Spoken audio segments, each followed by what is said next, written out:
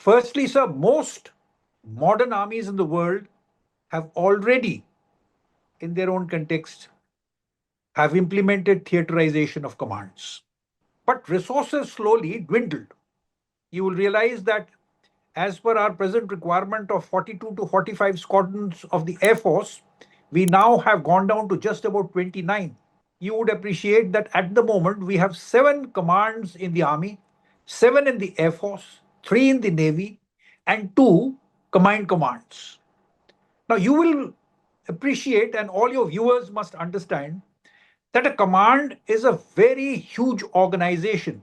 The Army knows that being the largest armed force factor will probably control this entire theaterization in one way or the other.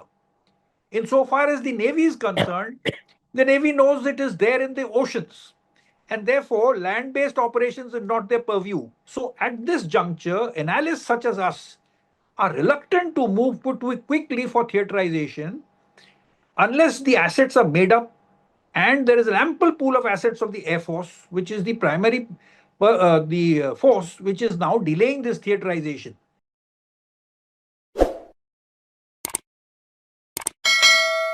Hi, this is Pratim Ranjan Bose, and you are watching Podcast with Pratim. I have with me retired Brigadier Niladri Mukherjee. Welcome to the show, sir. Thank you, sir. Sir, a new Chief of Defence Staff has taken office, Mr. N.S. Raja Subramani, and a couple of interviews, etc., has already come out in the media, and he said that there is talk about integrated theatre commands, which we had been hearing for quite some time. And obviously, some media dubbed it as India's biggest military reform since Kargil. So, please, can you help us decode this? What's happening and what will happen? How should it benefit us? Sir, first, for your listeners and viewers, let me just give you a little background as to what this exactly theatre command means so that the common person who has been and listening to a lot of these observations and critiques and analysis really understands what this theaterization means for the Indian Armed Forces, why is it necessary, and therefore what should be done immediately. Firstly, sir, most modern armies in the world have already, in their own context, have implemented theaterization of commands. But you have to appreciate that the threat perception of each country differs. Right. In our case, the threat perception is from not only a hot neighborhood, but 2 specific countries whom we consider as threats. One is to our west, Pakistan, and to the north, China. And therefore, we also have a maritime command wherein all our commercial shipping that takes place in our economic zone and beyond have to be also looked after and protected.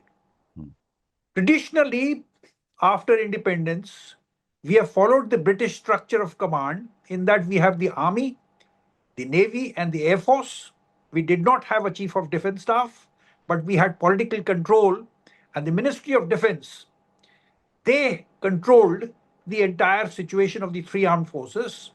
Wherever there was a threat or anything that combined forces have to take care of, the 3 service chiefs would get together and amicably they would arrive at a solution which we never had any problems with.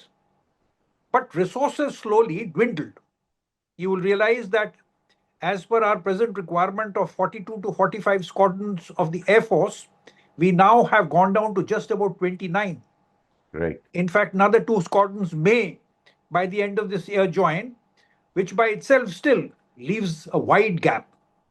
Therefore, with limited assets and with the change in the kind of warfare that is now taking place. And probably the 29 that you are talking about includes some of those MiGs. Absolutely.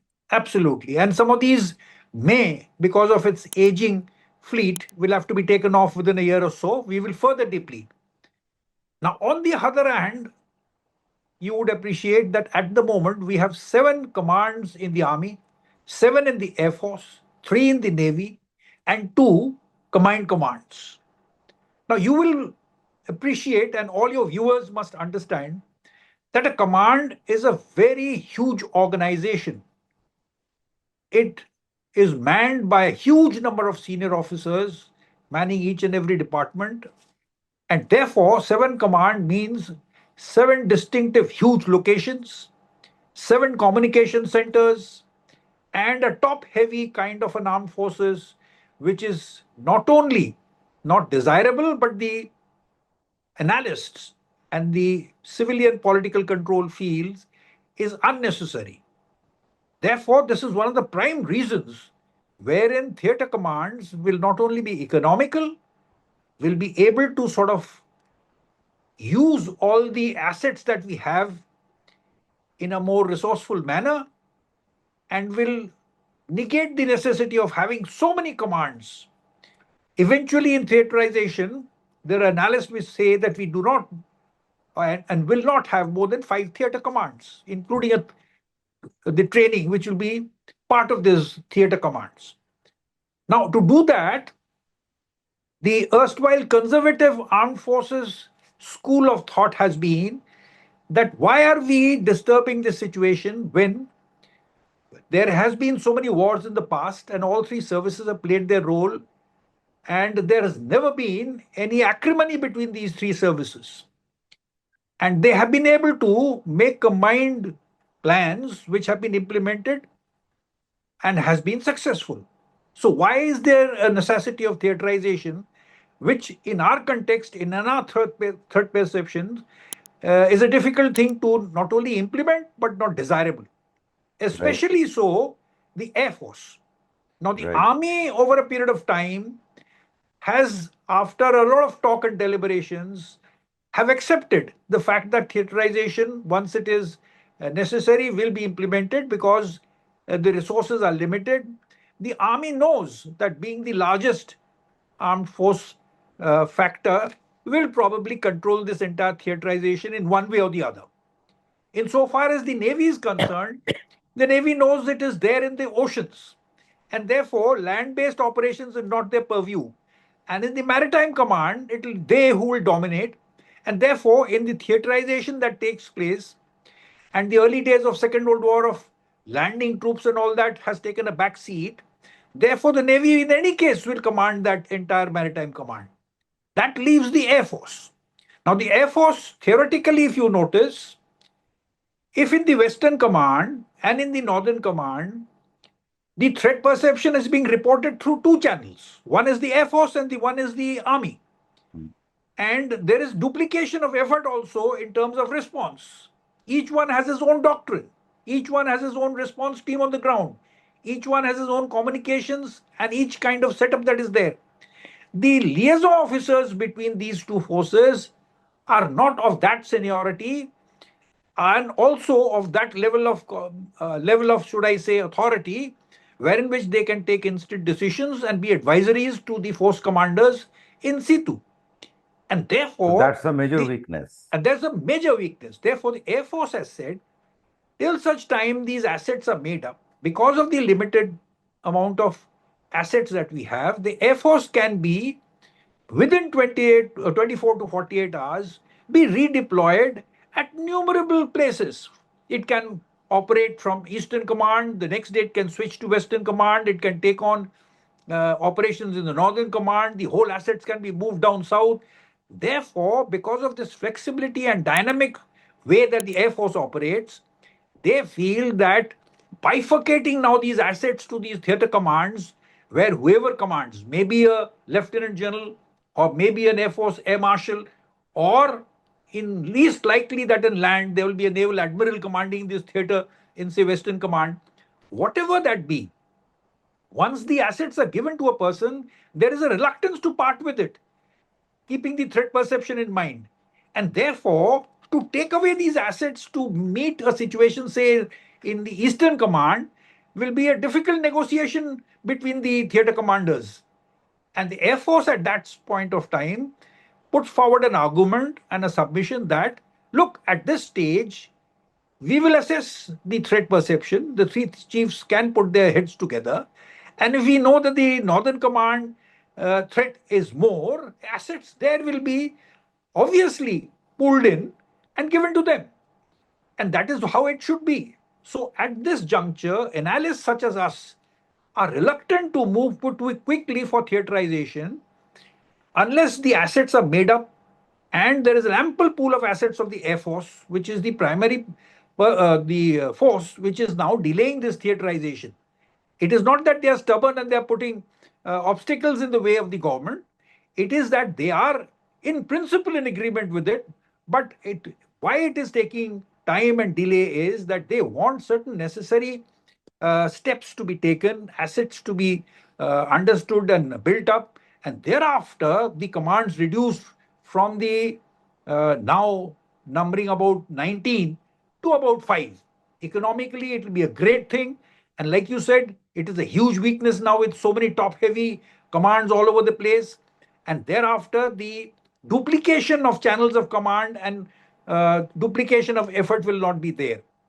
Now comes the final, my observation on So the subject basically, you are is saying that what the lack of resources, not in terms of money, but in terms of the hardware, the assets. right?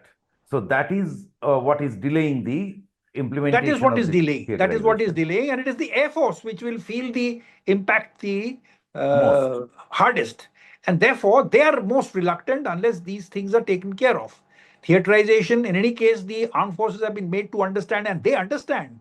It is not that they don't understand that having these huge command headquarters at the level of the Air Force, the Army, it's a waste of resources. It's a waste of, and it's a huge economic outlay that these senior officers, apart from the duties that they perform, they will have to be provided with assets. You can't have a three-star general or a two-star general not have the So trappings one of one good office. side is, if I understand it in layman's language, is that one good side is it will break many fiefdoms within army, make it leaner, the command structure make it much leaner, and but on the other side, it needs adequate assets or redundancy in assets for easy movements. Is that correct? Absolutely, sir. You've absolutely briefly and succinctly put it in the perspective. Plus, compatibility will have to be seen in terms of communication. These are already moving ahead, and these are already taking place.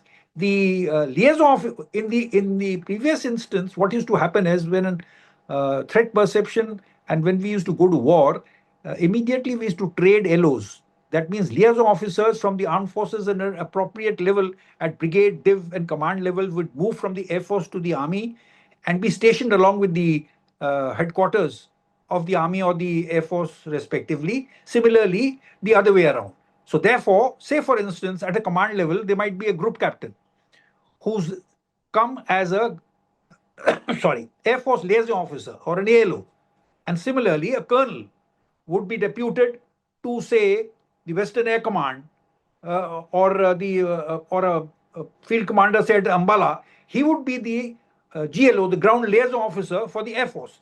And they would, whatever their requirements is, whatever difficulties are coming their way, how the assets are being deployed, would quickly be passed through the channels of communication of these two officers who came with dedicated communication setups, and they quickly forwarded the information that was required to be responded to their headquarters and got a reply in turn.